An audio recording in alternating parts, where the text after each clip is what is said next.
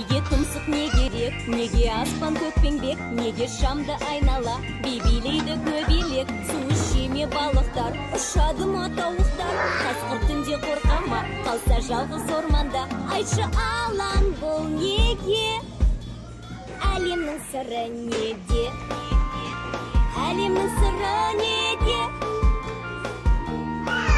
Түс көреме маймылдар, жорғалайды қоңыздар, неге сондай жымыңдар? Түнгі ай мен жұлдыздар, ыстықта суық бұлақ, тасық неге қайнайды? Сиыр шетке тойса да, сағыз неге шайнайды? Айтшы алан бұл неге, әлемнің сыры неде, әлемнің сыры неде?